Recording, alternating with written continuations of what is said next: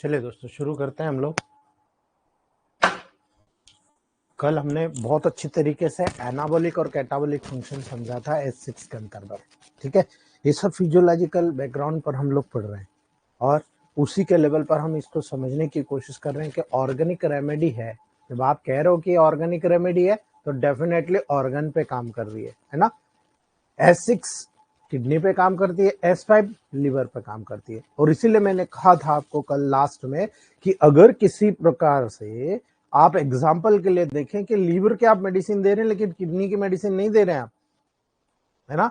आप ऐसे केसेस का ट्रीटमेंट कर रहे हैं जिन केसेस में कहीं ना कहीं लीवर का इन्वॉल्वमेंट है, लेकिन वहां पर आप किडनी के प्रोटोकॉल को नहीं दे रहे। तो इसमें क्या होगा, है ना। लीवर की मेडिसिन देने पर लीवर अपना काम बढ़ा देता है ना, लेकिन किडनी की मेडिसिन नहीं दी तो किडनी अपना काम कम कर देगा। इसी प्रकार से जब रीनल फेलियर जैसे केसेस को आप ट्रीटमेंट करते हो और उस कंडीशन में केवल और केवल किडनी के काम को बढ़ाए जा रहे हो आप, है ना। किडनी काम कम कर रही है, फिल्ट्रेशन कम कर रही है, आप उसको बढ़ाए जा रहे हो, क्या किडनी ठीक होगी?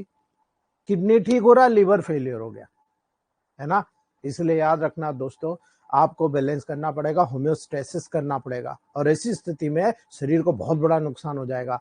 इस मेडिसिन का मेन इफेक्ट किडनी पर होने के कारण किडनी से रिलेटेड जितने भी मेटाबॉलिक वेस्ट होती है, जो फिल्ट्रेशन के प्रोसेस होती है, जो यूरिन फॉर्मेशन का जो प्रोसेस होता है, वो परफॉर्म किया जाता है दोस्तों। और यही कारण है कोई भी कोई भी रुकावट, कोई भी ऑब्स्ट्रक्शन यदि इसमें आता है तो उसको तोड़कर वहां से बाहर निकाल दिया जाता है दोस्तों। स्टोन को गलाकर बाहर निकाल दिया जाता है। इसीलिए होम्योस्टेसिस में एक सपोर्टिव मेडिसिन होने के कारण दोस्तों जितने भी साल्ट्स होते हैं, याद रख लेना, जितने भी साल्ट्स होते हैं, जितने भी नाइट्रोजन युक्त या अन्य जितने भी वेस्टेज मटेरियल होता है, उनका एक्सक्रिएशन दोस्तों यहां पर बहुत इंपॉर्टेंटली किंट्री करती है दोस्तों। यानी कि याद रखना, वाटर बैलेंस, है ना। आपकी बॉडी में वाटर का बैलेंस करने का जो गुण होता है किडनी में होता है। माइंड इट, अगर आपको डिहाइड्रेशन होता है या आपकी बॉडी में मिनरलाइजेशन अप एंड डाउन होता है या आपकी बॉडी में साल्ट्स, या आप समझ लें सोडियम क्लोराइड की बात कर ले, बीपी हाई हो रहा है ना, तो याद रखना आपको यहां से वाटर को बैलेंस करना पड़ेगा। और जैसे वाटर का बैलेंस होता है, आपकी किडनी बिल्कुल आपकी पूरी बॉडी को होम्योस्टेसिस में ले जाती है ना। यही कारण है जब भी यूरिन का फॉर्मेशन कम हो रहा है, यानी कि आपकी बॉडी में रुक रहा है, देखो स्वेलिंग आने लग गई, है ना, बॉडी में स्वेलिंग आने लग गई, आप यहाँ पर पॉजिटिव मेडिसिन दे दीजिए, यूरिन को खुल के बाहर निकालिए। जब यूरिन खुल के बाहर निकालती है तब आपको नजर आता है कि हाँ साहब, हम जो प्रोटोकॉल तय कर रहे हैं किडनी फेलियर के लेवल पर तय कर रहे हैं, तो सबसे पहला प्रोटोकॉल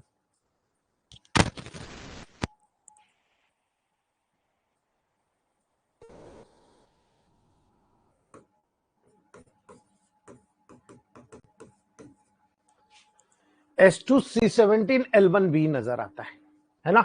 आप सबसे पहला प्रोटोकॉल किडनी फेलियर के लेवल पर जो नजर करते हो, जैसे मैंने कल कहा था S2C2C17L1B, है ना, ये मेरा फेवरेट प्रोटोकॉल है। लेकिन अभी यहां पर हम केवल जनरल बात कर रहे हैं कि अगर किडनी से किसी भी प्रकार का इफेक्ट अगर नहीं हो रहा है, प्रॉपर यूरिन का वॉशिंग नहीं हो रहा, पूरी बॉडी में स्वेलिंग हो गया है, सबसे पहले यूरिन के फ्लो को बढ़ाओ। मॉडर्न साइंस क्या करता है, यूरिमेक्स देता है। यूरिमेक्स से क्या होता है, यूरिन का फ्लो बढ़ जाता है, तो जो एक्स्ट्रा फ्लूइड आपके बॉडी में जगह जगह डिपॉजिट होकर ओडिमा क्रिएट कर रहा था, वो आपके बॉडी से निकल गया। वो निकल गया तो क्या हो गया, है ना, ये निकल गया तो आपको फिर दूसरा प्रोटोकॉल यहां पर जो सपोर्टिंग प्रोटोकॉल चलाना है, जिससे आपकी किडनी के अंदर जब स्वेलिंग आई है या आपके बॉडी में ओडिमा का लेवल डेवलप हुआ है, उसे ठीक करने के लिए इसको अल्टरनेट करके आपको S6C6 Win1G का प्रोटोकॉल चलाना है दोस्तों, वो भी D4 में चलाना है। ये आपकी किडनी को फेलियर के संभावना से भी बचा जाएगा। ठीक है, S6C6 Win1G ये D4 में देने पर किडनी फेलियर की संभावना को रिड्यूस कर देता है, कम कर देता है। इसीलिए इस मेडिसिन का मेन इफेक्ट किडनी पर होने पर कोई भी ऑब्स्ट्रक्शन होता है, रुकावट होता है ना, वो क्योर हो जाता है दोस्तों, है ना। बिकॉज किडनी का क्या गुण है, होम्योस्टेसिस करना। अर्थात लीवर और किडनी दो ऐसे मेजर भाई बहन हैं जिनका मेन काम होता है सपोर्ट करना, यानी आपकी बॉडी के होम्योस्टेसिस में एक दूसरे को सपोर्ट करना।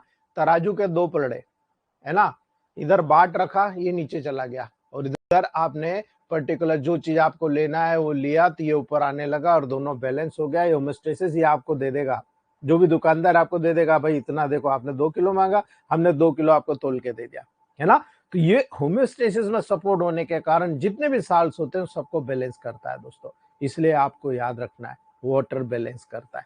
और आपकी बॉडी में यदि आपने वाटर बैलेंस करना सीख लिया, आपने पूरी बॉडी को हेल्दी बना दिया, याद रख लेना। इसीलिए जब आपकी बॉडी में एसिड मैकेनिज्म बढ़ता है, बहुत ज्यादा एसिडिटी होती है ना, तब आपको क्या आयुर्वेद शास्त्र के कितने ज्ञाता है, आप देखो यूट्यूब पे भरा पड़ा है, एल्कलाइन वाटर लो, एल्कलाइन वाटर लो, एल्कलाइन वाटर लो। मुझे ये बताओ, है ना, आपके स्टमक का पीएच कितना होता है? 1.8 to 2, है ना, या 1.5 to 2। हाईली एसिडिक होता है। अरे लोहे को भी डाल दोगे तो गल जाएगा, आप पड़े रहने दो, लोहा भी गल जाएगा, है ना। तो फिर आपका एल्कलाइन वाटर यहां पर आके क्या करेगा? एल्कलाइन वाटर भी तुरंत एसिडिक हो जाएगा दोस्तों। लेकिन अगर आप लगातार एल्कलाइन वाटर पीते रहते हैं, तो लगातार एल्कलाइन वाटर लेने के वजह से धीरे धीरे धीरे जो आपका मैकेनिज्म हाईली एसिडिक हो गया था, वो धीरे धीरे धीरे करके आपका न्यूट्रल होता चला जाएगा, है ना। यानी आपकी बॉडी न तो एसिडिक होना चाहिए न एल्कलाइन, स्लाइटली एल्कलाइन होती है। 7.4 पीएच होता है, याद रख लेना। 7 का नीचे गया तो एसिडिक हो जाएगा, है ना। इसीलिए याद रखना, ब्लड में जितने भी सब्सटेंसेस वहां सर्कुलेट हो रहे होते हैं, उनमें ऑर्गेनिक और इनऑर्गेनिक सब्सटेंसेस पाए जाते हैं। आप और मैं बहुत अच्छी तरीके से जानते हैं, है ना। ऑर्गेनिक और इनऑर्गेनिक सब्सटेंसेस लगातार सर्कुलेट होते रहते हैं, है ना। उसमें से आपकी बॉडी के फिजियोलॉजिकल प्रोसेस के बिहाफ पर जो जरूरी तत्व होते हैं उनका रीअब्जॉर्प्शन कर लिया जाता है। किडनी उसको रीअब्जॉर्ब करके वापस ब्लड में डाल देती है, इसलिए वो जाता है। और जितना मेटाबॉलिक वेस्ट होता है उसको एक्सक्रीट कर देती है। ये गुण है आपकी किडनी में दोस्तों, है ना। इसीलिए याद रखना, किडनी रीअब्जॉर्प्शन करके किडनी ब्लड में उपस्थित जितने भी जो आवश्यक सब्सटेंसेस होते हैं दोस्तों, उनको बैलेंस बनाए रखती है ना। इसलिए याद रखना, जब कभी भी इलेक्ट्रोलाइट इम्बैलेंस हो, वाटर इम्बैलेंस हो, S6C6L1Y कभी नहीं भूलना, D5 और D6 कभी नहीं भूलना। माइंड में फिक्स कर लो कि ऐसी कंडीशन में मुझे S6C6L1Y उपयोग करना है। इसीलिए रोमेटिज्म के केसेस में उदाहरण सहित मैंने आपको बताया, है ना। अभी सब एक एक करके बता रहा हूँ आपको। जो लोगों को जल्दी है ना प्रोटोकॉल की, अभी मैं आपको कम से कम 20 प्रोटोकॉल आज बताने वाला हूँ। आप लोगों में कॉपी पेन लिखने की अगर कैपेबिलिटी है तो लिख डालिएगा और प्रूव करके बता दीजिएगा, जब तक एक्सक्रीटिव सिस्टम पढ़ेंगे जब तक, ठीक है। याद रखना आप दोस्तों, जब आप ब्लड और यूरिन के पीएच की बात करते हो, है ना, अभी मैंने कहा पीएच एसिडिक और एल्कलाइन, है ना। ये पीएच बहुत होता है, बहुत महत्वपूर्ण होता है ना। याद रखना, hydrogen ion concentration of our body, hydrogen ion बढ़ गया एसिडिक, घट गया तो एल्कलाइन। याद रखना दोस्तों, किडनी में ब्लड का प्रेशर, टिश्यू फ्लूइड के एक्सक्रीशन और एब्जॉर्प्शन के कंट्रोल और ब्लड में ऑक्सीजन की कमी को पूरी करने में सहायक होता है, सपोर्टिव होता है दोस्तों। याद रख लेना इस वर्ड को, किडनी में ब्लड का जो प्रेशर होता है ना, जिसको आप बोल रहे हो कोलाइडल ऑस्मोटिक प्रेशर। ये जो कोलाइडल ऑस्मोटिक प्रेशर जब किडनी में गया तो दो चैनल, अफ्रेंट से ग्लोमेरुलस में गया फिल्ट्रेशन होने को, वहां से इफ्रेंट फिल्टर होकर ब्लड निकल गया, है ना। ये जो फ्लूइड होता है टिश्यू फ्लूइड के एक्सक्रेशन, टिश्यू फ्लूइड में जितना भी मेटाबॉलिक वेस्ट होता है उसके एक्सक्रेशन के लिए और उसके सिलेक्टिव रीअब्जॉर्प्शन के लिए, उसके कंट्रोल के लिए बहुत इंपॉर्टेंट होता है। और यही कारण है कि अगर बहुत ज्यादा मेटाबॉलिक वेस्ट होगा तो कार्बन डाइऑक्साइड बहुत ज्यादा जाएगा आपके ब्लड में, और कार्बन डाइऑक्साइड ज्यादा जाएगा तो आप सफोकेशन फील करेंगे, सांस लेते नहीं बनेगा, है ना। तो ऐसी कंडीशन में कार्बन डाइऑक्साइड जितना भी मेटाबॉलिक एसिडोसिस के रूप में मेटाबॉलिक वेस्ट आपकी किडनी से बाहर निकल रहा है, वैसे ही आपके लंग्स में जाकर आपका पर्टिकुलर रेस्पिरेटरी एसिडोसिस करवाएगा, रेस्पिरेटरी एल्कोलोसिस कराएगा। इससे क्या होगा, आपकी बॉडी में कार्बन डाइऑक्साइड ज्यादा से ज्यादा बाहर निकालेगा। जितना मेटाबॉलिक वेस्ट है किडनी से, जितना भी आपका गैसेस के रूप में मेटाबॉलिक वेस्ट है, उनको लंग से बाहर निकलवाएगा। ये किडनी का काम है दोस्तों, और यही कारण है ब्लड में जो ऑक्सीजन की कमी हो रही है उसको पूरा कराएगा। और जब ब्लड में ऑक्सीजन की कमी को पूरा करा दिया तो आप देखो दोस्तों, है ना, याद रखना, पूरी किडनी पावरफुल इंपैक्ट करती है। जितना कार्बन डाइऑक्साइड बाहर, उतनी बॉडी में ऑक्सीजन को लेने की कैपेसिटी बढ़ जाएगी, है ना।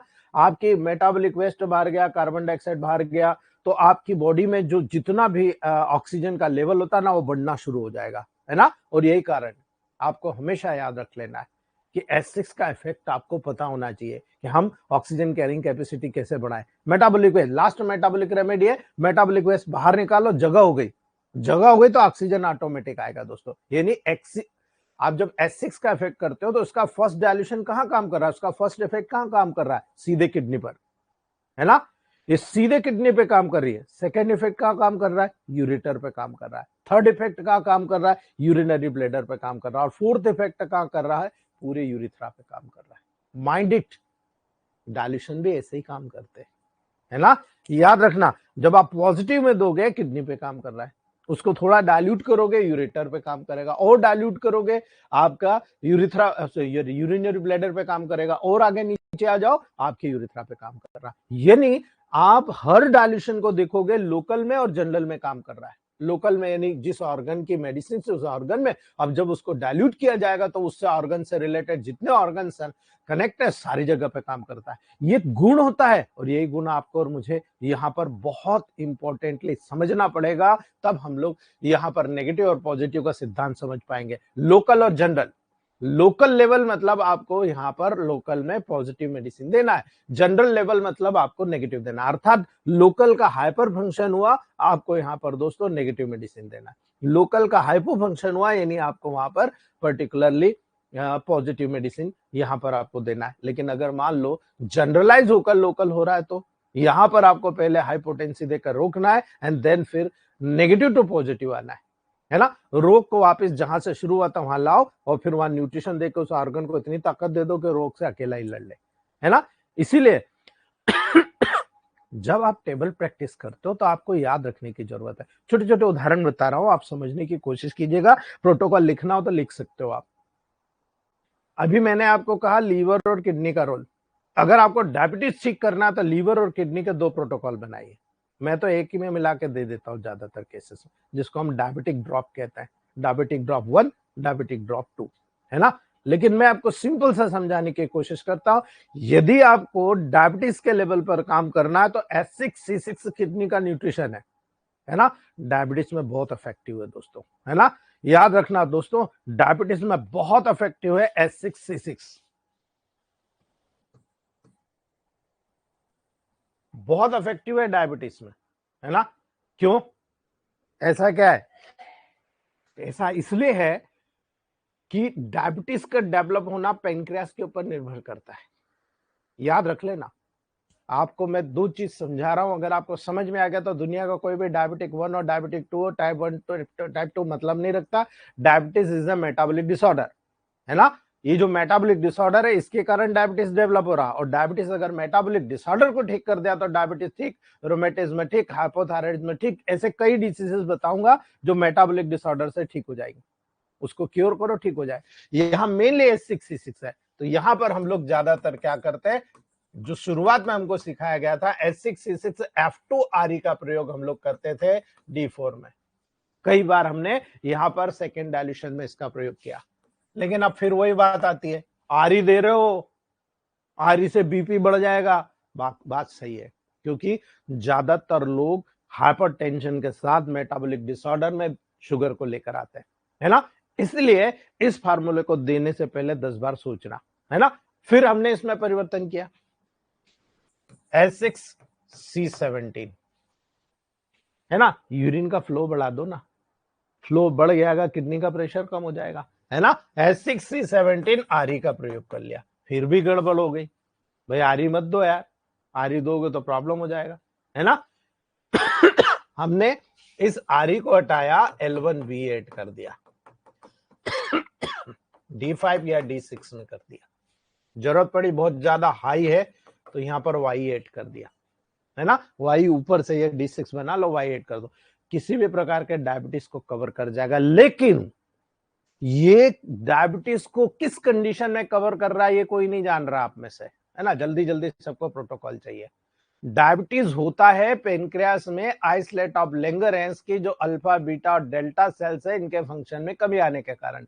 अल्फा ग्लूकेगॉन को बनाता है और ग्लूकेगॉन या शुगर को बैलेंस करने का काम करता है, अर्थात ये ग्लूकेगॉन इंसुलिन को कंट्रोल करता है और जो बीटा सेल्स होती है वो इंसुलिन बनाती है और इंसुलिन का काम होता है आपकी बॉडी में शुगर लेवल को कंट्रोल करना, है ना। इंसुलिन को ग्लूकोगॉन कवर कर रहा है और इंसुलिन आपकी बॉडी में शुगर लेवल कवर कर रहा है। यदि इंसुलिन नहीं बना तो डायबिटीज हो गई, क्योंकि शुगर लेवल कंट्रोल नहीं हुआ, शुगर बढ़ गया।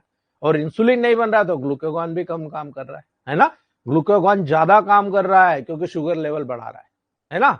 ये काम है, ग्लूकोगॉन शुगर लेवल को बढ़ा देता है और इंसुलिन शुगर लेवल को घटा देता है। ये रूल है। इन दोनों को कंट्रोल सोमेटोस्टेटिन करता है, यानी जो डेल्टा सेल होती है वो इसको कवर करती है ना।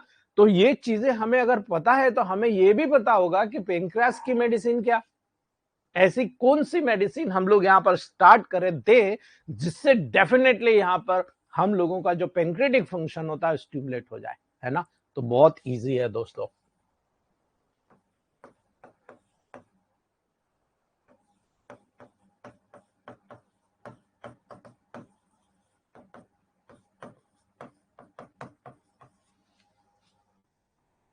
S2, S5, L1, C10, A3, F1, W या B। ज्यादातर S2, S5, L1, C10, A3, F1, W का प्रयोग किया जाता है ना। ये प्रोटोकॉल दे दो, बिकॉज जो आपका पर्टिकुलर पेनक्रियास है उस पे 4 मेडिसिन सीधे काम करती, सीधे आपको कुछ नहीं करना। अगर आपको नहीं समझ में आ रहा रोग, S2, C2, F1, S10, C10, F1, ये जो 6 मेडिसिन है, F1 डबल है यहाँ पर, ये 6 मेडिसिन है ना, टॉप क्लास काम कर रही है दोस्तों, है ना। एक S2C2F1, एक आपका S10C10, ये दोनों आप चला दो। नहीं समझ में आ रहा तो अब ये दोनों दे दो, ठीक है। इट्स अ मैजिकल वर्क, ठीक है। इसका जो वर्क होगा सीधे पेनक्रियास के लेवल पर न्यूट्रिशन का होगा। पेनक्रियास में ताकत आ गई तो इंसुलिन बनने लग जाएगा, आपका शुगर नॉर्मल हो जाएगा। इसीलिए इन दोनों का महत्व है दोस्तों, आप इन चीजों को समझिएगा। ये डायबिटीज के लेवल पर बता रहा हूं, है ना। पॉजिटिव में देना है क्योंकि ये नेगेटिव कंडीशन है। जब बहुत ज्यादा हाइपर हो रही है शुगर, इंसुलिन बहुत कम बन रहा है, तब वहां नेगेटिव से पॉजिटिव की तरफ आना है। मेटाबॉलिक डिसऑर्डर है ना, इस कंडीशन में आपको नेगेटिव से पॉजिटिव की तरफ आना है दोस्तों। ये बहुत इंपॉर्टेंट होता है। अगर आप S6 के साथ में C6 के साथ में W जोड़ देंगे तो क्या होगा, S6 C6W, S6 C6, है ना, YB। इनको समझते चलो आप। S6 C6W को जोड़ दिया तो क्या होगा, याद रखना, किडनी को न्यूट्रल कर दिया। WE is a neutral electricity. जब आपकी सारी B, RE, G, Y, है ना, ये काम नहीं कर रही या हमें समझ में नहीं आ रहा कि यार कौन सी इलेक्ट्रिसिटी दे, सीधे हम W देते हैं, ये न्यूट्रल करती है। ये न्यूट्रल है, ना पॉजिटिव ना नेगेटिव, ये हर को बैलेंस कर देगी, हर फंक्शन को बैलेंस कर देगी। तो S6C6W को पॉजिटिव में आपने दिया तो यूरिन में कोई भी ऑब्स्ट्रक्शन हो रहा है, बहुत जबरदस्त काम कर रही है ना, बहुत जबरदस्त काम कर रही है। अगर यहां यूरिन में ऑब्स्ट्रक्शन हो रहा है, ठीक है, आपने किडनी के फंक्शन को तो मोटिवेट कर दिया, लेकिन अगर आपने S2C17B को D4 में साथ में दे दिया, यूरिमैक्स S2C17B को D4 में दे दिया S6C6W के साथ में, किसी भी प्रकार का यूरिनरी ऑब्स्ट्रक्शन होगा, सबसाइड हो जाएगा और पेशेंट रिकवर हो जाएगा, है ना। S2C17B अल्टरनेट S6C6W से यूरिनरी ऑब्स्ट्रक्शन ठीक हो जाता है। आप किसी भी लेवल पर प्रोटोकॉल को सेट करके दे सकते हो दोस्तों।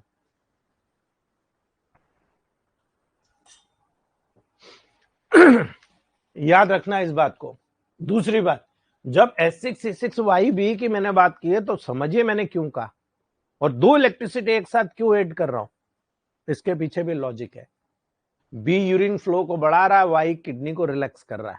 S6C6YB किडनी के फंक्शन, किडनी के स्ट्रक्चर, किडनी के फंक्शन में B यूरिन के ऑब्स्ट्रक्शन को हटा रही है, फोर्स को बढ़ा रही है, और C6 को यानी किडनी के स्ट्रक्चर को रिलैक्स कर रहा है। भाई ठीक है, थोड़ा रुक जा यार, फंक्शन साफ कर लेंगे, गंदगी साफ कर लेंगे, फटाफट तेरे को ठीक करते हैं हम, है ना। यानी किसी पेशेंट को बर्निंग यूरिनेशन हो रहा है, याद रख लेना, बर्निंग यूरिनेशन हो रहा है, ऑब्स्ट्रक्शन हो रहा है ना, बिकॉज ब्लड में टॉक्सिसिटी बढ़ गई, ब्लड की विस्कोसिटी बढ़ गई, यानी ब्लड गाढ़ा हो गया, फिल्ट्रेशन के लेवल पर आ रहा, फिल्ट्रेशन गड़बड़ हो रहा है ना। फ्रीक्वेंटली यहां पर यूज कीजिए आप S6C6YB को दिन में 4 से 6 बार दे दीजिए, है ना। D2 बेस देते हैं ना, टॉप क्लास रिजल्ट होता है, लेकिन बहुत मेडिसिन चली जाती है हमारी, सीधे D4 बेस दीजिए, 10 बूंद की जगह 15 से 20 बूंद दीजिए, मैक्सिमम 15 बूंद दीजिए, दिन में 4 से 6 बार दे दीजिए। आप देखिए बर्निंग, यूरिनेशन तुरंत गायब। अगर किसी को यूरिन में बर्निंग होता है, S6C6YB दे दीजिए, यूरिन का बर्निंग छूमंतर हो जाएगा दोस्तों, है ना। कई बार ऐसा होता है ऑब्स्ट्रक्शन हो रहा, किडनी और यूरिनरी ब्लैडर में पेशाब रुक रही है दोस्तों, है ना। आपको क्या करना है, आप MMP ग्लोबल्स बना के देख लेना, S6C6YB मैंने UTI पिल्स के नाम से बना रखा है ना। ये MMP ग्लोबल्स है। ये जो होता है ना दोस्तों, इतना जबरदस्त काम करता है, आप फ्रीक्वेंटली जब देते हो तो ये किसी भी एडिसन्स डिसीज हो, है ना, याद रखना, किसी भी प्रकार की एडिसन्स डिसीज हो, किसी भी प्रकार का स्टोन हो, टेंशन ही नहीं, S6C6YB दे दो आप, टेंशन ही नहीं आपको किसी भी प्रकार का स्टोन हो, है ना, तुरंत फाड़ के तोड़ के उसको बाहर निकाल देगा दोस्तों, है ना। बस ये रिमेंबर करिएगा, 4 से 6 बार डोज देना है, 10 से 15 ग्लोबल 4 से 6 बार देना है ना। डायबिटीज में आप खाना खाने के बाद में अगर S6C6YB को चूसते हैं, याद रखना, S6C6YB को 5 से 10 गोली खाने के बाद दोनों टाइम देते हैं दोस्तों, तो याद रखना बहुत ही ब्रिलियंटली शुगर का लेवल मेंटेन होता है। अभी मैंने प्रोटोकॉल बता दिया, एक चीज और बताता हूं, शुगर जो होती है, किडनी 180 मिलीग्राम पर डायल्यूशन रीनल थ्रेशोल्ड होता है, यानी किडनी को गॉड ने यह मैसेज दे रखा है कि 180 मिलीग्राम जो फंक्शन है ग्लूकोज का वो मेंटेन करिए, इसके ऊपर जाए तो बाहर निकाल दीजिए। जैसे कोई डैम बना हुआ है, डैम में कहा गया कि भाई इससे ज्यादा पानी आएगा तो डैम टूट जाएगा, तो इससे ज्यादा पानी अगर इकट्ठा हो रहा है तो उसको गेट खोल दिया जाता है और वहां से सब निकाल दिया जाता है। वैसे ही जब शुगर लेवल आपके बॉडी में ज्यादा होता है तो किडनी 180 मिलीग्राम पर डायल्यूशन से ऊपर के शुगर को यूरिन में निकाल देती है, तब आपको पता लगता है 1+2+3+4+ यूरिन शुगर जा रही है, यानी मेरे डायबिटीज बढ़ गई है ना। आप टेस्ट कराते हो 300 400 500 600 तक आती है ना, वो इसी वजह से आती है रीनल थ्रेशोल्ड के लिए। तो ये जो प्रोटोकॉल होता है आपके रीनल थ्रेशोल्ड को मेंटेन करता है, माइंड इट, ये रीनल थ्रेशोल्ड को मेंटेन करता है। और यही गुण है दोस्तों कि जब भी आप S6, C2 और C17 को पॉजिटिव में दोगे या मोर नेगेटिव में दोगे, ये दो चीज डिपेंड करती है। S6 आपका C2 और C17 ये यूरिन के लेवल को मेंटेन करके आपके यूरिनरी ब्लैडर को, आपकी पूरी किडनी को न्यूट्रिशन प्रदान करके जो डायबिटीज का लेवल होता है उसको तुरंत कम कर देता है। बिकॉज एक पेनक्रियास पे काम कर रहा है, एक यूरिथ्रा पे काम कर रहा है, एक किडनी पे काम कर रहा है ना, सारी चीज कवर करती है। और इसीलिए जब किसी को यूरिन में कोई प्रॉब्लम आ रही है, बहुत ज्यादा पेनफुल हो रही है, बर्निंग हो रहा है, दर्द हो रहा है ना, हर 2-2 घंटे पर दे दो आप S6C6YB, डरने की जरूरत नहीं, मैं जिम्मेदार हूं, आप जिम्मेदारी से मैं बोल रहा हूं, क्योंकि मैं इसको सालों से उपयोग करते आ रहा हूं और मैंने इसकी MMP ग्लोबल्स कुंटलों से खत्म कर दी, क्योंकि हमारे एरिया में बोरिंग का पानी ज्यादा पीते हैं लोग, है ना। और बोरिंग का पानी जब पीते हैं तो आपको पता है उसमें ऑक्सलेट ज्यादा होता है ना, फ्लोराइड ज्यादा होता है। किडनी स्टोन, गाल स्टोन बनने के जो चांसेस होते हैं बहुत ज्यादा होते हैं। ऐसी तमाम कंडीशन को हमने क्योर किया है दोस्तों। वहां पर हर 2-2 घंटे पर हम 10-10 ग्लोबल्स को चूसने को देते हैं, या गर्म पानी मिल जाए तो गर्म पानी में घोल के देते हैं। बहुत तेजी के साथ में प्रोटोकॉल वहां पर काम करता है, पेशेंट ठीक हो जाता है, जरूरत ही नहीं पड़ती, है ना। ठीक है, अभी प्रोटोकॉल लिखने की बारी। Sorry,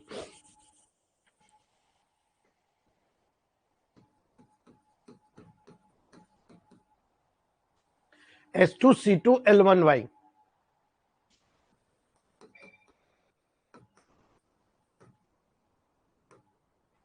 S2C2L1Y alternate then C17N1G, है ना। ये कौन सा प्रोटोकॉल है भाई, ये कहां काम करेगा, कहां काम करेगा, है ना। बहुत इंपॉर्टेंटली बता रहा हूं आपको, यदि आप किसी किडनी सिस्ट का प्रोटोकॉल बनाना चाहते हो, किडनी की सिस्ट, याद रख लेना, अगर आपको किडनी का सिस्ट का प्रोटोकॉल बनाना है, S2C2L1Y is one of the leading remedy to cure kidney cyst. with the help of C17N1G D5. Organo booster C17D5 is the master remedy for kidney cyst, है ना, याद रखना। लेकिन यदि इसके साथ हम अल्टरनेट कर दे H2C4L1A2 वेन1, है ना, 30 पोटेंसी में 5-5 ड्रॉप दिन में 4 टाइम, दुनिया की कोई ताकत नहीं रोक सकती कि आपको सिस्ट, ये ट्यूमोसिस्ट ड्रॉप है। ये 3 प्रोटोकॉल चला दीजिए, किडनी सिस्ट कितनी भी प्रकार की होगी, कितनी भी होगी, राइट और लेफ्ट और माइंड नहीं, H2C2L1Y alternate C17N1G D5 H2C4L1A2 वेन1 30। लेकिन किडनी का प्रोटोकॉल दिया क्या आपने? नहीं ना, इसमें किडनी का तो प्रोटोकॉल ही नहीं दिया। यहां पर आपको S6 का 1000 और C6 का 1000 देना है, इसको हर महीने रिड्यूस करना है। 1000 3 डोज, देन यहां पर 200 30 10, आप हर 3 महीने में सोनोग्राफी करा लीजिए। आप देखिएगा विद इन 6 मंथ, कभी 1 महीने में भी गायब हो जाती है, कभी 2 महीने में भी, जितना लंबा समय की बनी होगी उतना लंबा समय लगता है और ये क्योर हो जाता है, आपको जरूरत नहीं पड़ती दोस्तों, है ना। 101% रिजल्ट आपको टेबल प्रैक्टिस में मिलेंगे, 101% कह रहा हूं, है ना, याद रख लेना 101%, ठीक है। ये किडनी सिस्ट का प्रोटोकॉल है दोस्तों।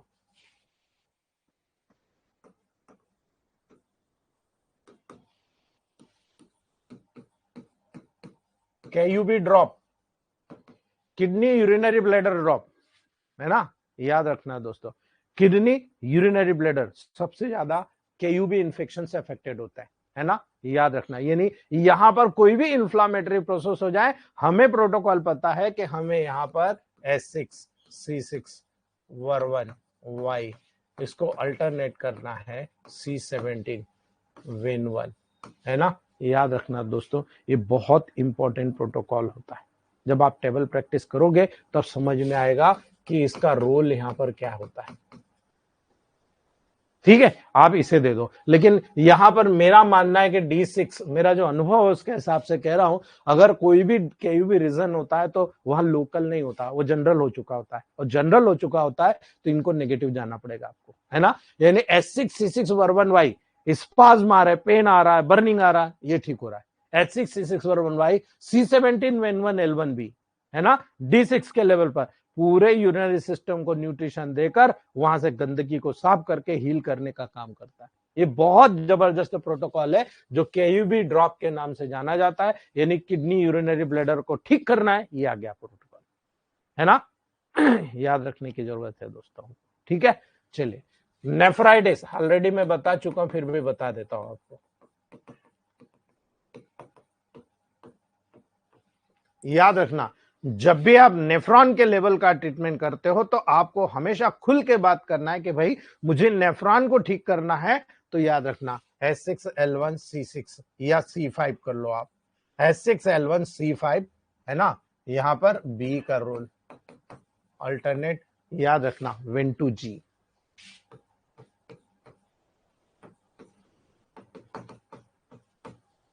बहुत जबरदस्त काम होगा दोस्तों, यहां नेफ्राइटिस के लेवल पर न्यूट्रल करना है आपको, है ना, S6L1 C5B। यानी किडनी में जो डैमेज हो रहा है नेफ्राइटिस के लेवल पर, न्यूरोलॉजिकल जितनी भी चीजें होगी, जो डैमेज होगी, जो क्रॉनिक कंडीशन होगा, वहां पर C5 मास्टर रेमेडी है, बिकॉज किडनी भी एक ग्लैंडुलर लेवल पर काम करती है। इसीलिए S6L1 C5B अल्टरनेट वेन2G D5 में चला दीजिए। साथ में नेफ्राइटिस हो रहा है, किडनी का फेलियर बचाना है, तो याद रखना S6 का 1000 3 डोज से आपको ट्रीटमेंट शुरू करना है। किडनी के फेलियर पे जाने से रोकना है, S6 का 1000 3 डोज दे दीजिए पहले महीने में, दूसरे महीने में 500 हो तो 500, 200 हो तो 200, उसके बाद 30, ऐसे करके रिवर्स आइए और यहां से आप कंडीशन के अकॉर्डिंग प्रोटोकॉल देते जाइए। आप देखिएगा कितनी जल्दी ठीक होता है, हैरान हो जाओगे आप दोस्तों, इतना टॉप क्लास रिजल्ट आपको देखने को मिलेगा, है ना। इनको नोट कर लेना, जिंदगी बदल देगा आपका, ठीक है। ये प्रूवन मेडिसिन है जो आपके, मेरे और हमारे सीनियर डॉक्टर के द्वारा प्रूवन है। याद रखना दोस्तों, जब S6 को हम डायल्यूशंस में बिलोंग करेंगे तो याद रखना फर्स्ट डायल्यूशन इस मेडिसिन का पॉजिटिव रूप है, इसलिए किडनी की जितनी भी नेगेटिव डिसीज होती है वहां पर आप इन पॉजिटिव मेडिसिन को देते हो तो फर्स्ट डायल्यूशन वहां पर D4 वहां पर बहुत अच्छे से काम करता है दोस्तों, है ना। याद रखना, जितने भी नेगेटिव डिसीज आपको नजर आ रहे हैं जो S6 यानी किडनी के परिधि में आता है, किडनी से जुड़े हुए होता है या किडनी से कनेक्टेड होता है, वहां पर आप इस मेडिसिन को यूज करते हो। जैसे यूरिन कम आ रहा, एनयूरिया, है ना, यूरिन कॉन्सेंट्रेट है यानी पहले बहुत लंबी धार जाती थी साहब, अभी तो थोड़ी सी दूर धार जाके गिर रही है। गाढ़ी यूरिन आ रही है यानी एन्यूरिया हो रहा है, आपकी यूरिन फ्लो कम हो रहा है दोस्तों, है ना। बर्निंग, है ना, याद रखना, अगर आपको कोई व्यक्ति कहता है मुझे चेस्ट में बर्निंग है, S6 का फर्स्ट डायल्यूशन दे दीजिएगा। याद रख लेना, मैं आपको क्लियर कट इंडिकेशन दे रहा हूं, S10 L1W S6 को फर्स्ट डायल्यूशन दे दो, आपका जितना चेस्ट बर्निंग होना है सब गायब हो जाएगा। ठीक है, कई बार ऐसा होता है कोल्ड ड्रिंक्स बहुत पीते हो, है ना, ठंडी फ्रिज की चीजें बहुत खाते हो और फिर कहते हो साहब इंडाइजेशन हो गया। जानते हो कार्बोनेटेड ड्रिंक में कार्बन डाइऑक्साइड ज्यादा होती, आपका मेटाबॉलिक प्रोसेस ज्यादा हो गई, आपका ब्लड का पीएच बढ़ने के बजाय घट गया, है ना, ये नहीं एसिडिक हो गया और ये कारण है इंडाइजेशन हो जाता है दोस्तों, है ना। कई पेशेंट आपको आकर बोलते हैं और आप इधर उधर प्रोटोकॉल ढूंढते हो लेकिन आपने कभी फिजियोलॉजी नहीं पढ़ी। अगर आपने फिजियोलॉजी पढ़ी होती और S6 को समझा होता तो S6 केवल किडनी पे काम नहीं करती, है ना, लाइफ सेविंग और लाइफ प्रोटेक्टिंग हार्मोन भी बनाती है ना। आपकी बॉडी में कई लोग ऐसे होते हैं कि देखो साहब कांप रहे, है ना, आप देख रहे हो किसी व्यक्ति को लगातार कमजोरी बनी हुई है, किसी व्यक्ति को लगातार हाथ पांव कांप रहा है, S10 S6 को दे दो खाने के बाद, दिन में 3 टाइम। S10 S6 को ग्लोबल्स में बनाई है, MMP में S10 और S6, मैं हाँ सही कह रहा हूं, S10 S6 आप इसे दिन में 2 टाइम दे दीजिए, है ना। आपको बिलीव नहीं होगा, S10 S6 देने से इनफर्टिलिटी के कई केसेस ठीक होते हैं, है ना, जिनको किडनी से एंड्रोजन हार्मोन्स नहीं बन रहा, इम्बैलेंस हो रहा। अब आपको ये चीज समझ में आएगी जब मैं एक्सक्रीटरी सिस्टम पढ़ाऊंगा या इंडोक्राइन सिस्टम पढ़ाऊंगा जिसमें आपको सुप्रा रीनल ग्लैंड, है ना, वो पढ़ाऊंगा, है ना, तब आपको ये बेटर अंडरस्टैंड होगा कि कैसे कमजोरी और हाथ पांव दूर हो रहा है, हाथ पांव का कांपना दूर हो रहा है, यानी कोरिया हो, हटिंगटन कोरिया हो, पार्किंसोनिज्म, बहुत अच्छा मेडिसिन है S10 S6 की ग्लोबल्स खाने के बाद दे दो आप, है ना। याद रखना, किडनी के फंक्शन न कार्य करने के कारण जो किडनी फेलियर की तरफ जाती है अर्थात नेफ्राइटिस हो रहा है, तो नेफ्राइटिस क्या, नेफ्रॉन की स्वेलिंग, है ना, इसीलिए ये बहुत अच्छा प्रोटोकॉल काम करता है दोस्तों, है ना। घाव वाला दर्द वाला फोड़ा आपके बॉडी में हो रहा है, बॉयल्स आपके बॉडी में हो रहे हैं, S6 बहुत अच्छी मेडिसिन है दोस्तों, है ना, सोचने की जरूरत नहीं, S6 बहुत अच्छी मेडिसिन है। गैंग्रीनल फोर्ट के साथ में S6 को अल्टरनेट करके दे दीजिए आप, है ना। आप हैरान हो जाओगे भाई कि ये क्या कर दिया मैंने तो यहां फोड़े के लेवल पर S6 को सिलेक्ट किया। S6 इतनी जबरदस्त पॉइजन, जो कच्चा फोड़ा है उसको पका के तुरंत फाड़ फूड़ के या फिर अंदर का अंदर ब्लड सर्कुलेशन के माध्यम से किडनी से फिल्टर करके बाहर कर देगा या आपके मेटाबॉलिक डिफिकेशन के प्रोसेस से बाहर कर देगा। इतना बड़ा गुण है भाई, इसीलिए कहा जाता है लास्ट मेटाबॉलिक रेमेडी, है ना। कई केसेस मिलेंगे आपको फॉस्फेट यूरिया के, है ना, याद रखना दोस्तों।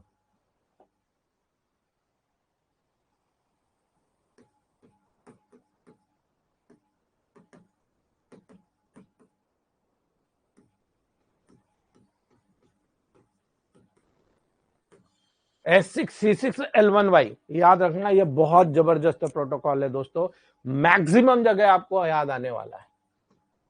Win2G D6,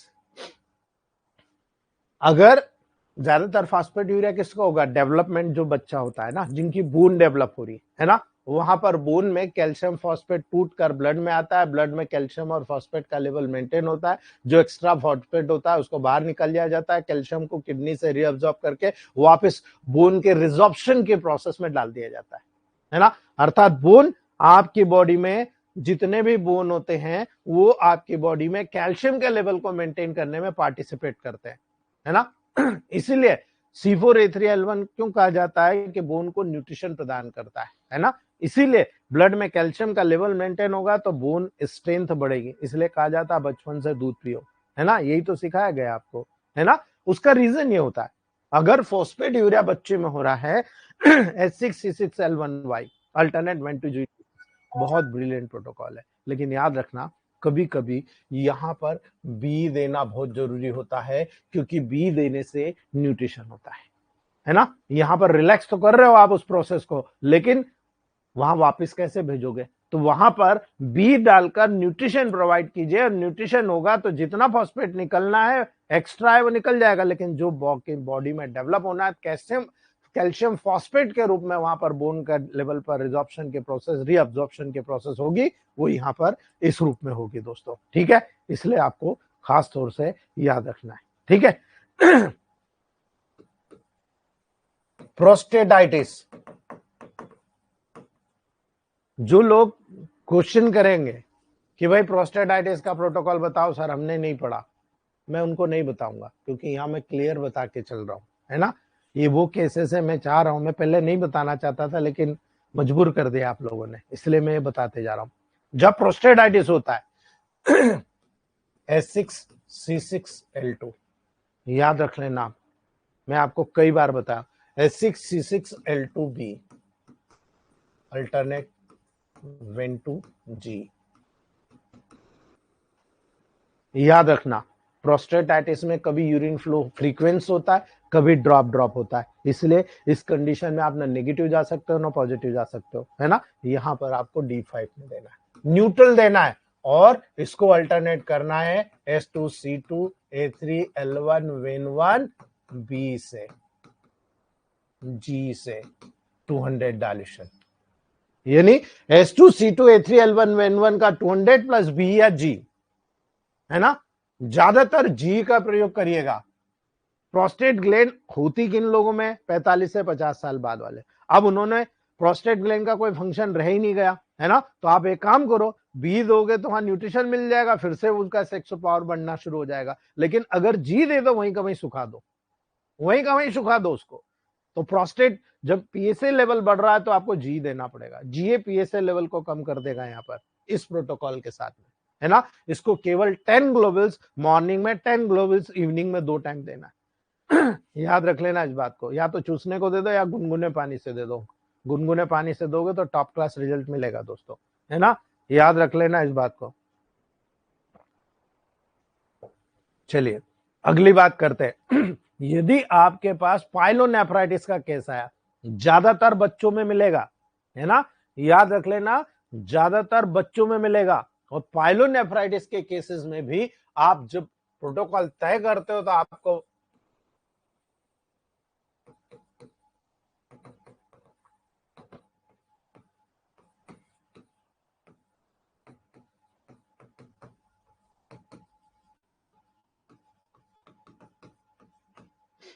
S6C6 alternate Ven2G D5, है ना, टॉप क्लास प्रोटोकॉल होता है। लेकिन आपको याद हो तो मैंने यहां C5 लगाया था ऊपर, किडनी के फंक्शन के लेवल पर, है ना।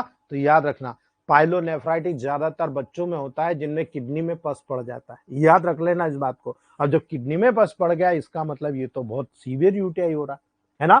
तो जो हमारा गैंग्रीनल फोर्ट न्यूट्रल है, यानी यहां पर अल्टरनेट करके A2C5, है ना,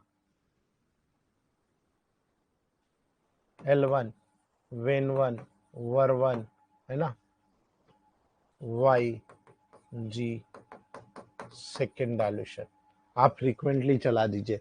यहाँ P2 भी है ना, ये एक रेशियो है, ये रेशियो आपको मैं बता चुका हूं, नहीं बताया तो मैं अभी जब आपको गैंग्रीनल फोर्ट सुपर, गैंग्रीनल फोर्ट न्यूट्रल, इनके भी प्रोटोकॉल्स डाल दूंगा। ठीक है, वो प्रोटोकॉल्स, ये इतना मिरेकल है, किसी को यूरिनरी ट्रैक्ट इन्फेक्शन हो रहा है, पस जा रहा है, आप तुरंत सिलेक्ट करके दे दीजिए, फ्रीक्वेंटली दे दीजिए, बहुत शानदार काम करता है। तो पाइलोनेफ्राइटिस में S6C6 अल्टरनेट Ven2G D5, इसको अल्टरनेट करिए आपका गैंग्रीनल फोर्ट न्यूट्रल, इसको बोलते हैं गैंग्रीनल फोर्ट न्यूट्रल। बहुत जबरदस्त काम कर रहा है दोस्तों। जितने भी केसेस में मेरे पास आज तक पाइलोनेफ्राइटिस आए हैं, विद इन 7 डेज पेशेंट को मैंने खड़ा करके खेलने लगा दिया है बच्चों को, और 6 महीने के ट्रीटमेंट, कंप्लीट 6 मंथ के ट्रीटमेंट के बाद उसकी किडनी कभी भी दोबारा, मेरे पास कई पुराने केसेस हैं जो 10-10 साल पुराने केसेस है, आज भी उनको अगर कुछ यूरिन से रिलेटेड प्रॉब्लम होती तो मेरे पास आते हैं और मैं उनको समझाता हूं कि अब आपको बच्चे को नहीं होगा, आपकी किडनी ओके है। लेकिन क्या होता है ना, बच्चे बाहर का अगर मटेरियल ज्यादा खाएंगे तो आपको पता है तेल कैसा यूज हो रहा है ना। वहां पर कार्बन एटम्स जो बार बार बॉईल किया जाता है तेल को, वो सिंपल कार्बन से मल्टीपल कार्बन में कन्वर्ट हो जाता है, और वो मल्टीपल कार्बन ऐसे बच्चों को पचता नहीं है और वो मेटाबॉलिक डिसऑर्डर के शिकार हो जाते हैं, तो लीवर और किडनी अफेक्टेड होते ही फिर उनको प्रॉब्लम होती है।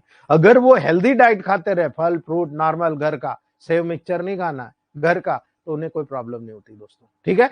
तो पायलोनेफ्राइटिस में आप केस छोड़ना नहीं, 100% डंके की चोट पे 15 दिन के अंदर पेशेंट की कंडीशन ओके हो जाएगी, बट रिकरेंट ना हो, इसलिए आपको पेशेंट को पहले ही समझा देना 4 से 6 महीने ट्रीटमेंट लेना है, नहीं तो तेरा बच्चे की इससे भी बुरी कंडीशन हो जाएगी, तब मैं भी नहीं संभाल पाऊंगा।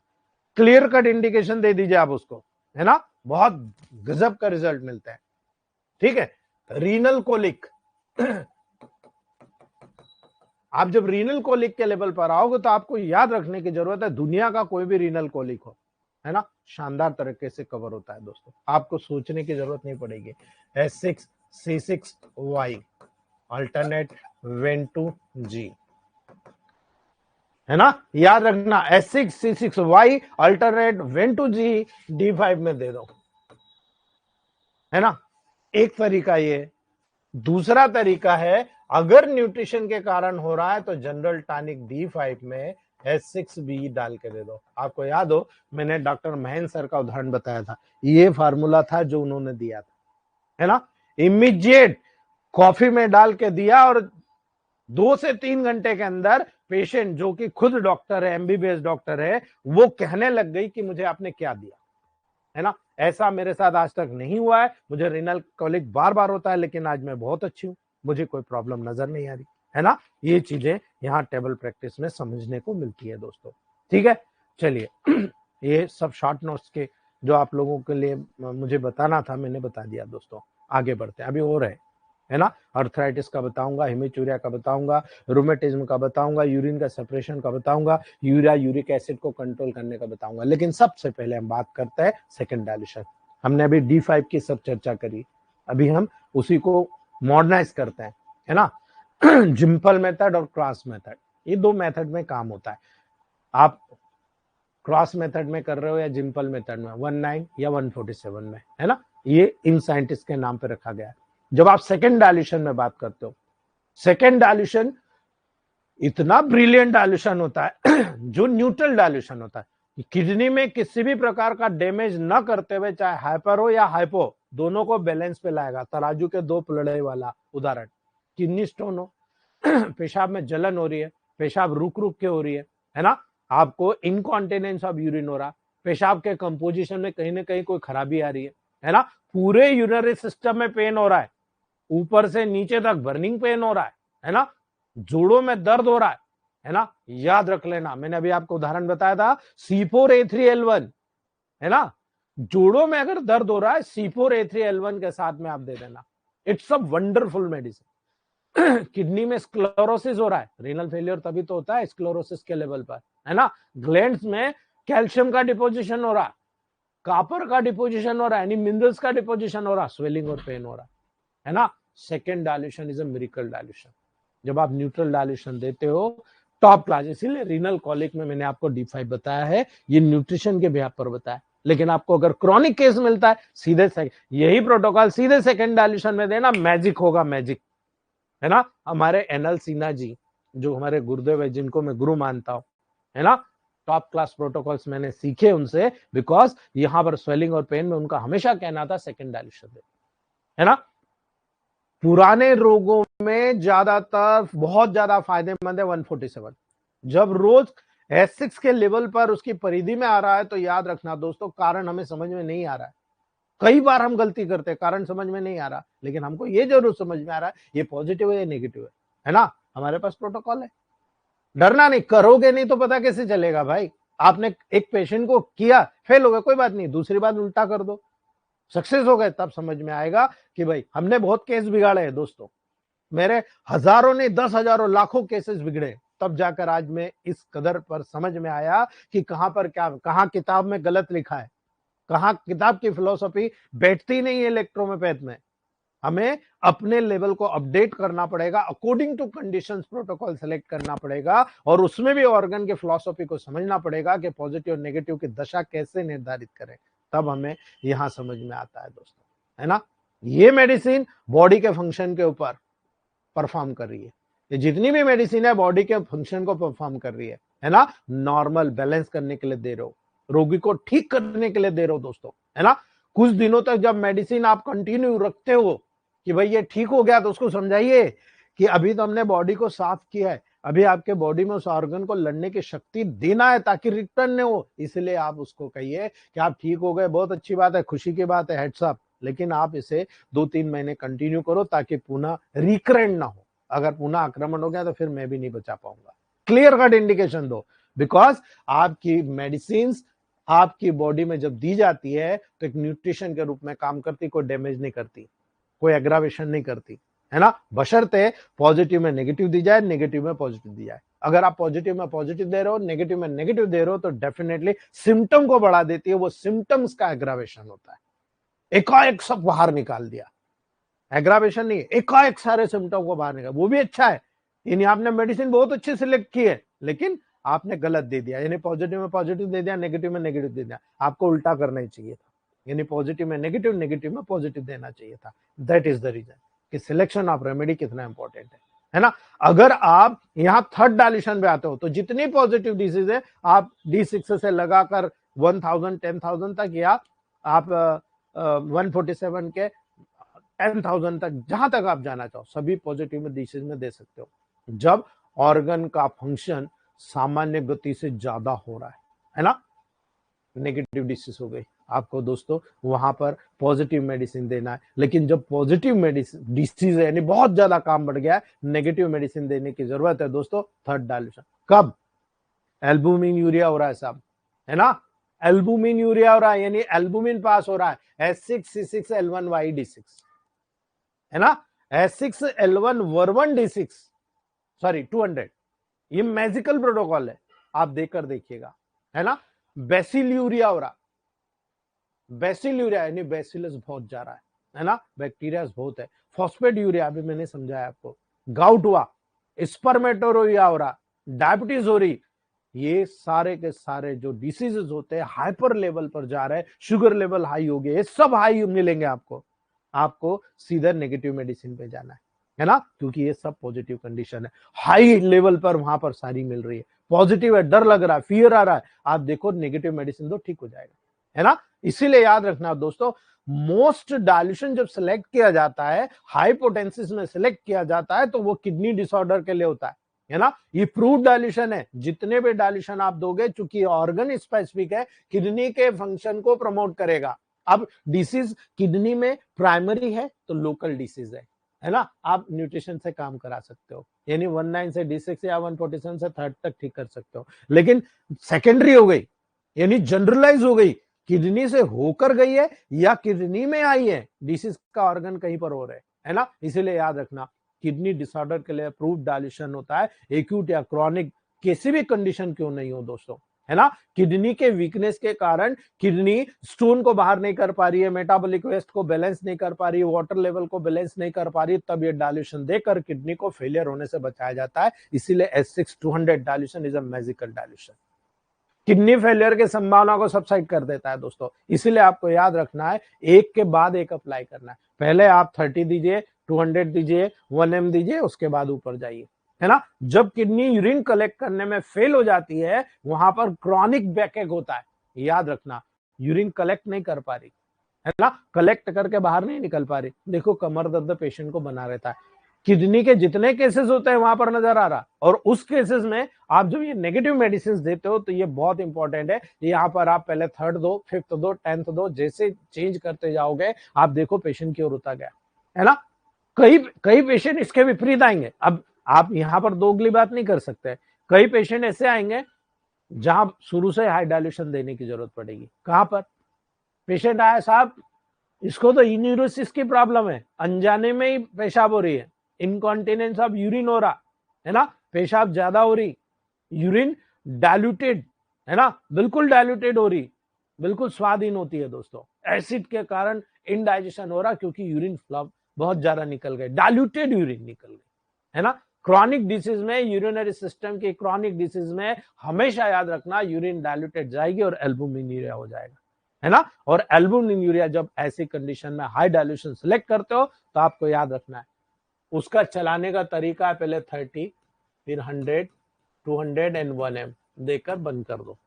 यानी ऐसे केसेस में 30 पहले दो, 5-5 ग्लोबल्स 4 टाइम, 100 दो, 5-5 ग्लोबल्स 4 टाइम, 200 दो, सुबह शाम 10-10 ग्लोबल्स, 1 m दो हर 7वें दिन, and then 15 days, and then month में एक बार आप कंटिन्यू कर दो, है ना। ये लॉजिक पे डिपेंड करता है, वो लॉजिक समझाने की कोशिश कर रहा हूं दोस्तों, ठीक है। हिमेचूरिया हुआ, हिमेचूरिया में क्या करोगे आप, मैंने कल ही बताया था S6A2L1B, है ना, आप D6 में दे दो, वेंटू-जी को भी D6 में दे दो, आपका हिमेचूरिया कवर हो गया। मैंने तो आपको 1 दिन 2 दिन में ठीक करने का तरीका बताया था, 1 कप गर्म पानी वाला, है ना, लेकिन उसमें S6A2L1B को यहां पर D6 में अल्टरनेट वेंटू-जी को D6 में चला दीजिए, आपका पेशेंट ओके, ठीक है। अर्थराइटिस का केस हुआ, है ना, अर्थराइटिस के केसेस में आपको हमेशा याद रखना है रोमेटिक अर्थराइटिस में अलग और आपके अर्थराइटिस सिंपल में, यानी सिंपल है, रोमेटिक फैक्टर पॉजिटिव नहीं है, S5C4F1RE।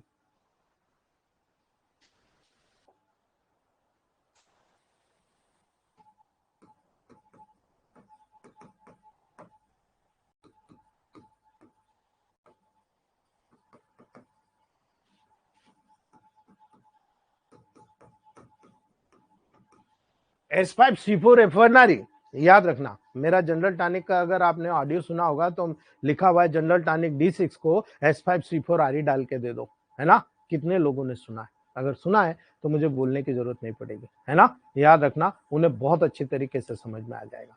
अर्थराइटिस के केसेस में जॉइंट्स के लेवल पर जब ये होता है तो यहां पर आपको हमेशा याद रखना है, बहुत इंपॉर्टेंटली कह रहा हूं, हमेशा याद रखना है, यहां पर 2 प्रोटोकॉल आपको हमेशा याद रखना है, S6C6G D5, S5C4F1RE, S6C6G D5, ये प्रोटोकॉल उसकी जिंदगी बदल देगा, है ना। S6C6G का जो D5 होता है बहुत मास्टर रेमेडी होती है, हर लेवल को कवर कर जाता है, चाहे किस लेवल में भी पेशेंट को प्रॉब्लम हो। S6C6G D5 और S5C4F1 जो RE है, ये वहां पर उसके पूरी जॉइंट के पेन को बंद कर देगा, आपको कुछ करने की जरूरत नहीं। एक्यूट अर्थराइटिस हो, क्रॉनिक अर्थराइटिस हो, तब आपको 200 डायल्यूशन में जाना पड़ेगा। एक्यूट में A2 का 200, C4 A3 L1 200 के लेवल पर जाना पड़ेगा, लेकिन क्रॉनिक में गए थोड़ा सा बदलेगा, A3 C4 F1 L1 when 1 G 200 में जाना पड़ेगा दोस्तों, है ना। ये चीजें आपको मैं जब अर्थराइटिस पढ़ाऊंगा तब बताऊंगा, लेकिन अभी मैं आपको बहुत सारी चीजें क्लियर कर रहा हूं।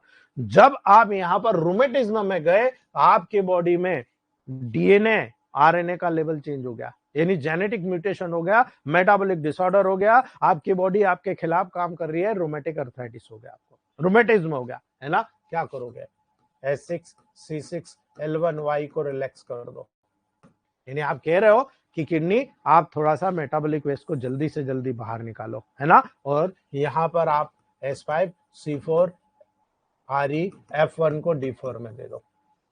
ये आप बोन के लेवल पर न्यूट्रिशन डाल रहे हो या किडनी को रिलैक्स कर रहे हो, दोनों D4 में देना है, फ्रीक्वेंटली देना है, हर घंटे 2 घंटे पे दो जब तक दर्द बंद ना हो, है ना। और जैसे ही वहां पर यूरिन का फ्लो रिलैक्स हो गया, गंदगी बाहर निकल गई, जो जॉइंट्स में डिपोजिशन हो रहा है वो निकल गया, पेशेंट क्योर हो गया, है ना। ये आपके टेबल प्रैक्टिस के ऊपर डिपेंड करता है दोस्तों, है ना, याद रख लेना दोस्तों, है ना।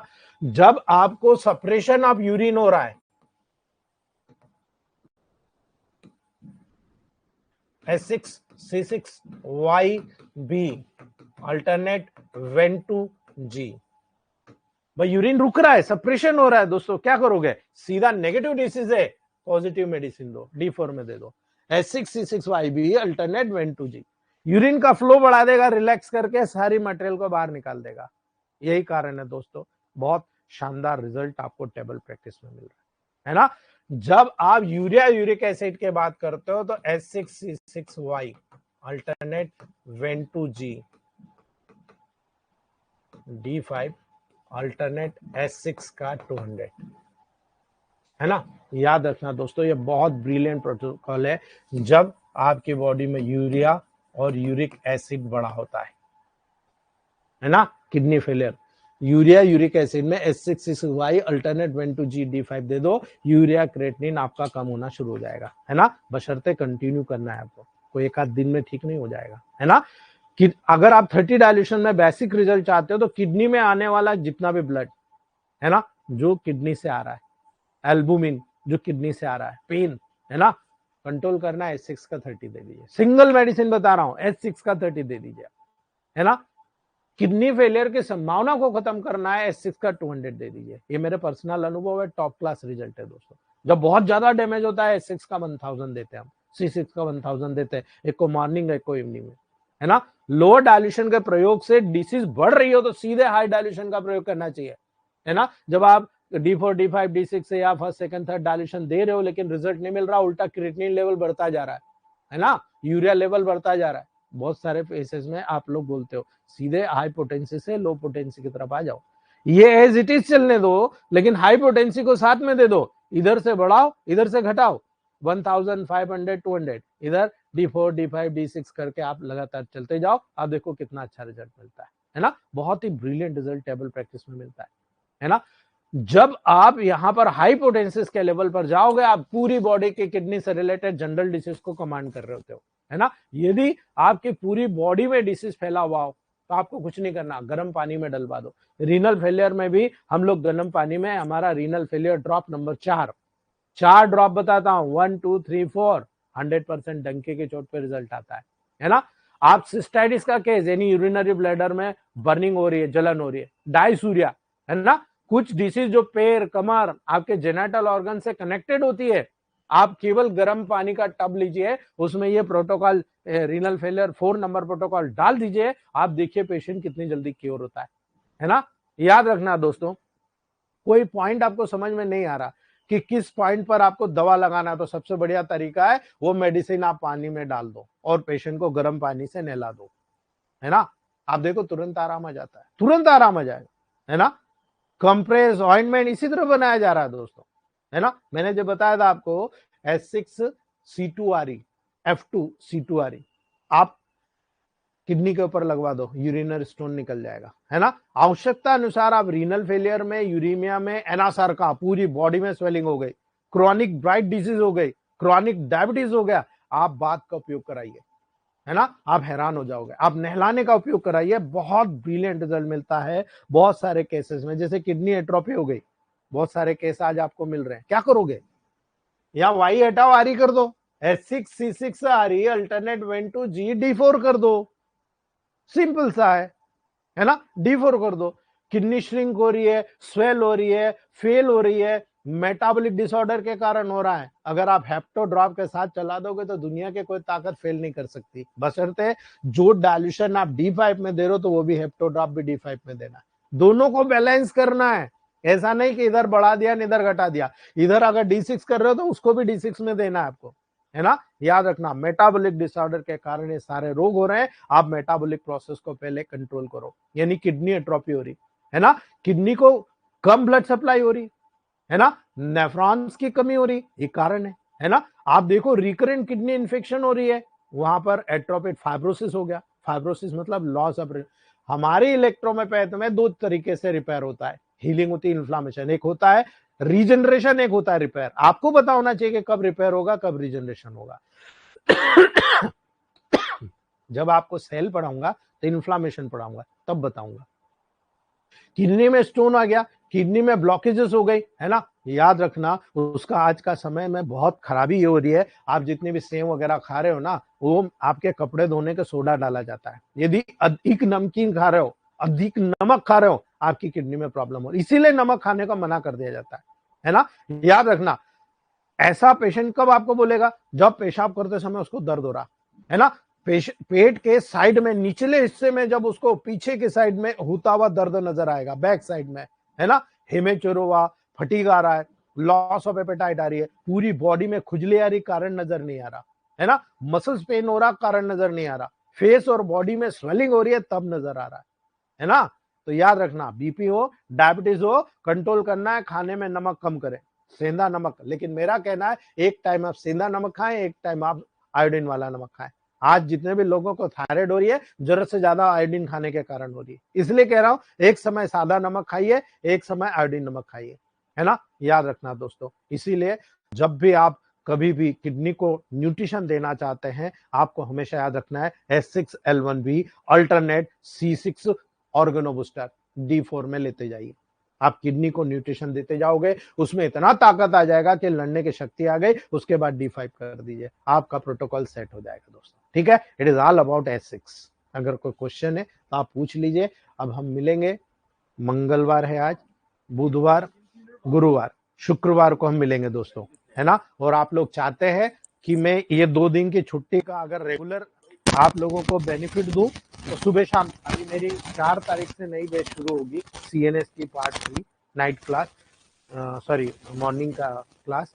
तो अगर आप लोग चाहते हो दोस्तों, तो यहाँ पर हम लोग कंटिन्यू इस प्रोसेस को जंप आउट कर सकते हैं कि मॉर्निंग और इवनिंग दोनों क्लास हम लेते रहे, यानी एक ही दिन में दोनों क्लास लेते रहे। तो आप लोग बहुत अच्छे से आप लोग मैसेज कर दीजिएगा, जैसे आपने कल मैसेज किया था, इसको हम कंटिन्यू कर लेंगे, ठीक है।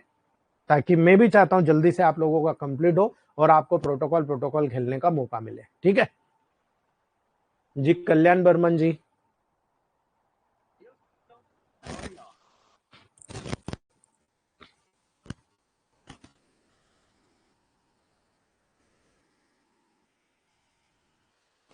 कल्याण बर्मन जी,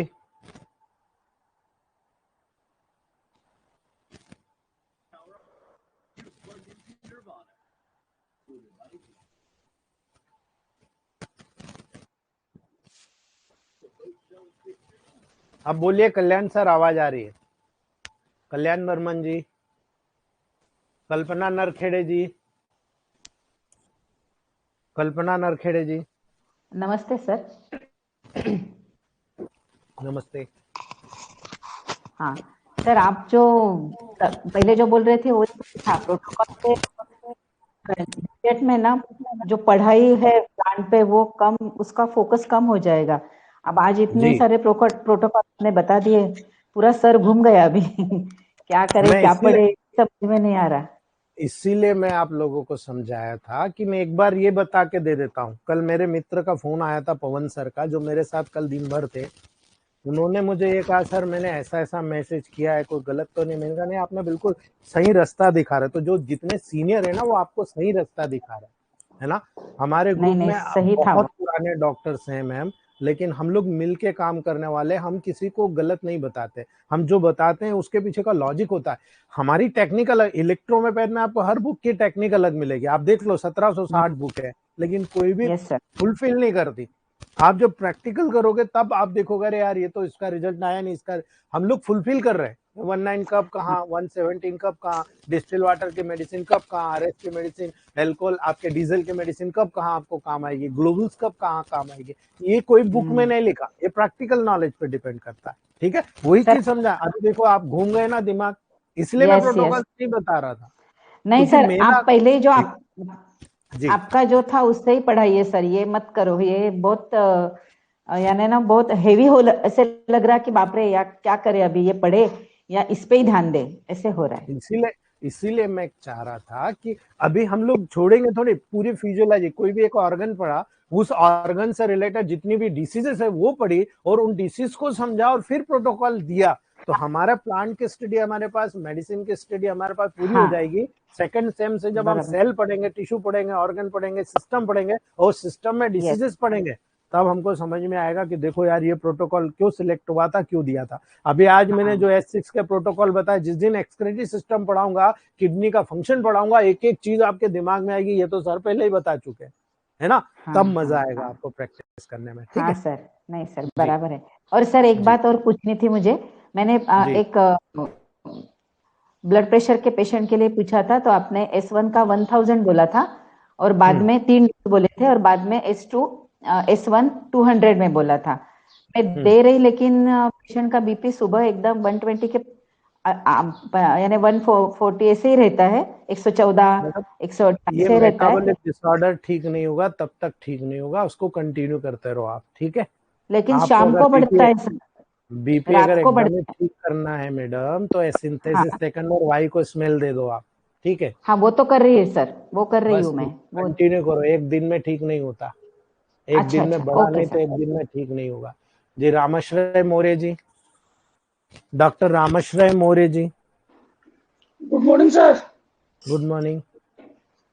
सर बहुत अच्छा, आप जितना दे रहे हैं उतना कंट्रोल करने से बाहर अभी हो रहा है। तो मैं चाह रहा हूँ सर एक ही क्लास के और एक ही टाइम चले, ताकि हम लोग को फिर तैयारी भी करना पड़ता है इसकी दोबारा। ठीक है, मुझे क्या दिक्कत है सर, तो सर फिर नाइट में ही पढ़िए, फिर कोई दिक्कत नहीं है, जी क्योंकि बहुत हेवी हो जाएगा। मेरा साइंस बहुत एमबीबीएस के लेवल पर चल रहा हूँ मैं, तो आप लोगों को थोड़ा सा हेवी हो ही जाएगा। ठीक है, अपन एक ही क्लास लेते हैं, कोई दिक्कत नहीं है ना। जी जी, Sarita ma'am, Sarita ma'am,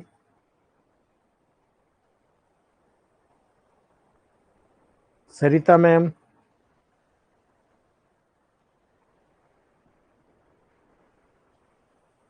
Sarita Srivastava ma'am, Soni sir, Soni sir, Soni sir. Sir नमस्कार। जी सर बहुत ही अच्छा लग रहा है। अभी जब इसी बात पे से मैं और मेरी बेटी दोनों थोड़ा मुस्कुरा रहे थे कि आप बोल रहे दोनों टाइम पर, सर बोलते हैं कि एक ही टाइम चलने तो बहुत हैवी हो जा रहा है। जी। सर कभी कभी बहुत इंटरेस्ट आता है, मैं तो सोच रहा था कि ये नाइट क्लास को मॉर्निंग क्लास में शिफ्ट कर दीजिए सर। इतना जी अच्छा आज लगा मुझे कि इतने बजे तक तो हम सो के नहीं उठ पाते कभी कभी, जी। पर क्लास के कारण सुबह जल्दी उठ गए, बहुत अच्छा लगा। और एकदम सीधा दिमाग में फिट होता है। तभी हमारे बड़े बुजुर्ग बोलते थे कि सुबह जल्दी उठना चाहिए, सुबह जल्दी पढ़ना चाहिए, पूजा पाठ करना चाहिए, मन लगता है। वाकई सर बहुत अच्छा लगा है। चलिए सर, ये सर तो सेकेंडरी मैटर है। सुबह 5 बजे उठ के प्रोटोकॉल बनाए सर मैंने, सुबह 5 बजे उठ के प्रोटोकॉल बनाए आपको देने के लिए। जी। ठीक है जी। जी जी जी सर। सर एक पेशेंट है सर जिनका एचबीएवंसी 15.3 है सर, हम्म। और ब्लड शुगर 310 है। मैंने दिया सर डायट, मुझे लग रहा है कि मैंने उन्हें पॉजिटिव डोज दे दिया है सेकंड पे, और ज्यादा नेगेटिव जाऊं क्या? बिल्कुल नेगेटिव में 9 जाइए, पॉइंट लेकिन कुछ में आए थे मेरे पास। सर याद रखिएगा इस कंडीशन में S6 और C2 और C17 इनके D4 में ग्लोबल्स दो आप, जी ठीक है, इनमें, और साथ में लीवर जी का प्रोटोकॉल, पेनक्रियास का प्रोटोकॉल पॉजिटिव में दो D4 में, और जो किडनी का प्रोटोकॉल है वो जी नेगेटिव में दो, और नेगेटिव जाओ, थर्ड डायल्यूशन में जाओ, पॉजिटिव। है ना। जी सर। जी किडनी जी नेगेटिव, जी। किडनी का नेगेटिव में रहना है सर। हाँ नेगेटिव में दो और वाई पेनक्रियास डाल देना, पॉजिटिव। उसमें वाई डाल देना, जी सर। है ना। जी और जी सर बाकी सर जो सर। जो पेनक्रियास के लेवल पर जाओगे वो D4 में देना, ठीक है। आप देखो कितना जल्दी ओ रिजल्ट आएगा। S6 C6 जी और C17, है ना, इनको जी। ग्लोबल्स में दो आप, सॉरी S6 C2 और सी C17 टू सी इनको ग्लोबल्स में दो, इन्हें बहुत 10 एम तेजी में से। दिया सर मैंने, 10 ना ना, एम में आप दिया इसको, सर। आपको सीधे आप D4 में दे दो सर, D4 में फ्रीक्वेंटली दे दो, 10-10 ड्रॉप दिन में 4 से 6 बार दे दो। आप देखो कितनी जल्दी न्यूट्रिशन होता है और वहां पर शुगर लेवल डाउन होता है ना। आप पेनक्रियास को न्यूट्रिशन दो, बाकी छोड़ दो, ठीक है। लीवर ड्रॉप D5 में चल रहा सर। आप उसमें S2 C17 को ऐड करो सर, है ना, B S2 C17 ये बहुत जरूरी है, ठीक है। जी सर, कोई नहीं सर, नेटवर्क थोड़ा इश्यू चल रहा है।